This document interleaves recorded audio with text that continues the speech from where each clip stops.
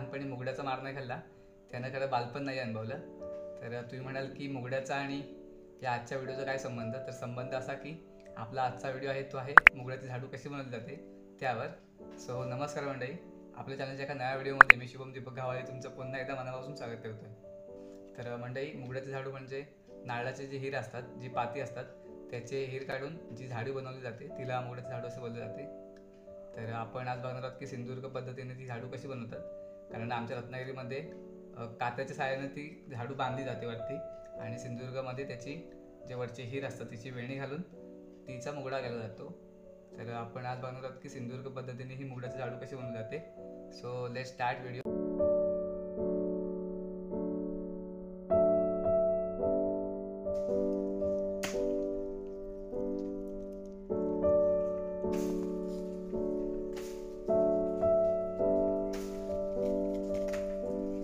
तर मंडळी, आपल्याला सर्वप्रथम नारळाचे झावळे घ्यायचे. काही ठिकाणी याला झापसुद्धा बोललं जातं. तर नारळाचे झावळे घ्यायचे आपल्याला तर प्रथमतः जे हे होले हिर आहेत ते आपल्याला पातीपासून वेगळे काढून घ्यायचे आहेत.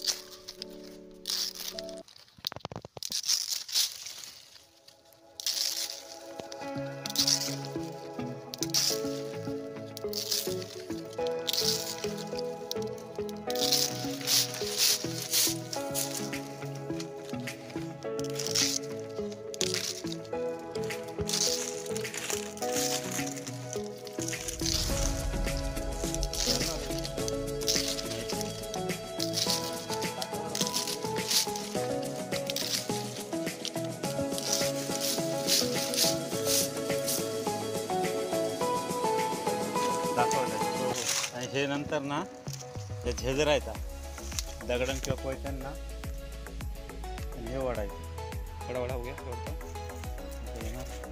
तर मंडळी, जी हिराची टोकं आहेत ना शेवटची, ती लांब राहिली पाहिजे जेणेकरून तिची आपल्याला वेणी घालता येईल. ती का ते आपण व्हिडिओच्या पुढे बघणार आहोत. सो व्हिडिओ कंटिन्यू करा.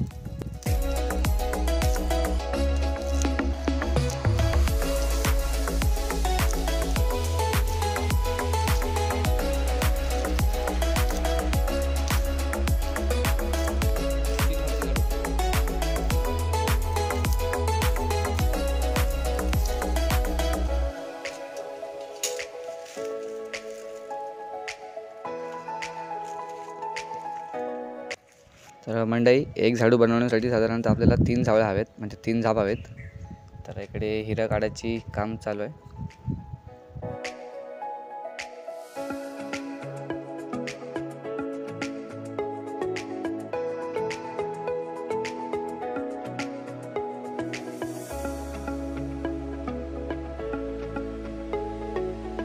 तर इकडे आपले हिर काढून झालेत. तर हे हिर आहेत अजून रफ आहेत, त्यांना अजून तासून घ्यायचं आहे, त्यांना थोडंसं पॉलिशिंग द्यायचे.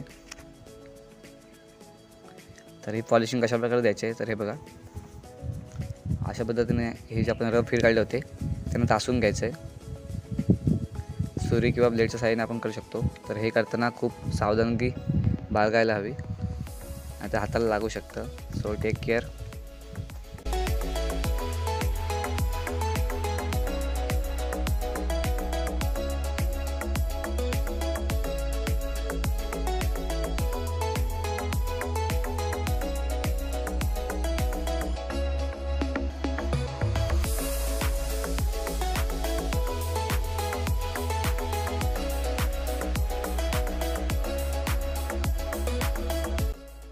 तर हे तासून झालेले हिर आहेत आणि याच्या शेवटची टोकं आहे ती किती लांब ठेवली बघा, आणि जास्त सुकतापही कामा नाही.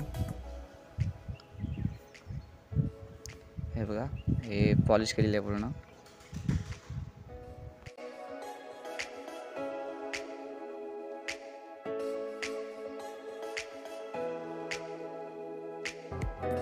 त्यानंतरची पुढची स्टेप आहे ती वेणी घालणे. तर आपण जे पॉलिश केलेले जे हिर होते, जे तासलेले हिर होते, त्यांची आपल्याला वेणी घालायची आहे. तर ही वेणी कशाप्रकारे घालायची बघूया आपण. तर कमी उंचीचे हिर आहेत ते सुरुवातीला, त्यानंतर उंच, तर त्यानंतर पुन्हा कमी उंचीचे. तर असंही पूर्ण सलग वेणी घालायची आहे. साधारणतः 7 ते 8 वीत म्हणजे 4 ते 5 फूट लांब होईल इतकी आपल्याला वेणी घालायची आहे.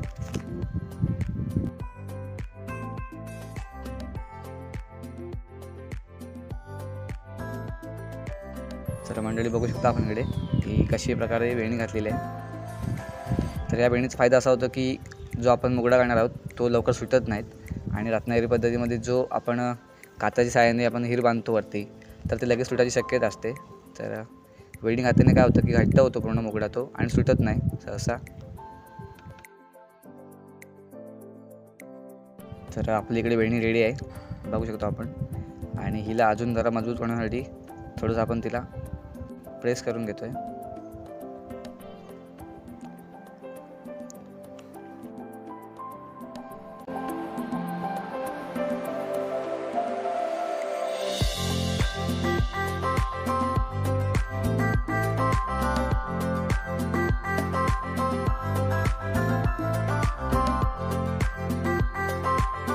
त्यानंतरची मुख्य स्टेप म्हणजे मुगडा तयार करणे. तर ह्या वेणीच्या एका टोकाला आपण एक रस्सी बांधून एका टोकापासून आपल्याला गुंडाळत आणायचे आहे. म्हणजे ज्या बाजूला आपण कमी उंचीचे हिर लावले ते एका बाजून गुंडाळत आणायचे आहेत. अशा प्रकारे आपण बघू शकता इथे मध्ये आपण झाडू लटकवण्यासाठी एक रस्सी देखील वापरले काथ्या.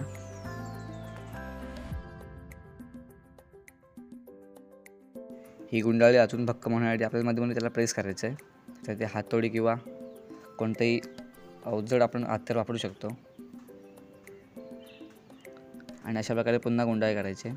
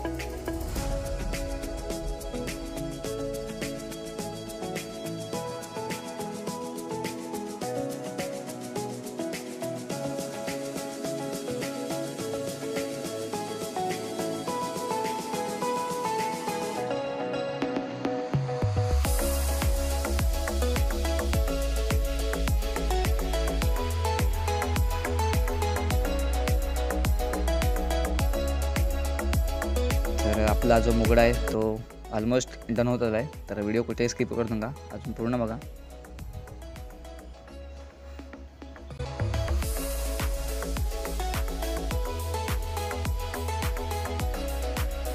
त्यानंतर ज्या ठिकाणी ही वेणी संपेल त्या बाजूने काथ्या किंवा नायलॉनची रस्सी आपल्याला गुंडाळून घ्यायची आहे.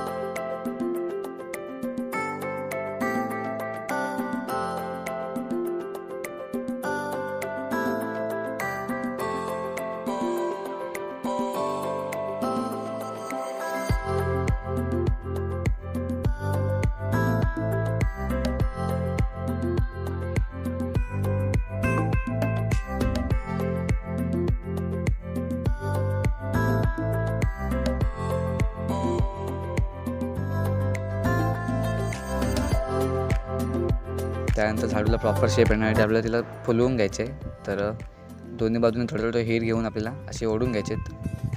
हे बघा.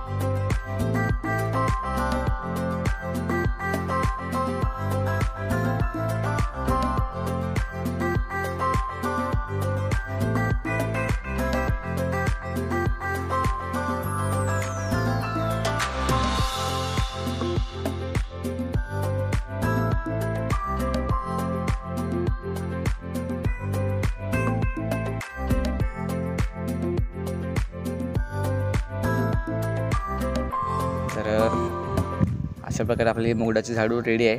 तर व्हिडिओ कसा वाटला तो कमेंट करून नक्की कळवा.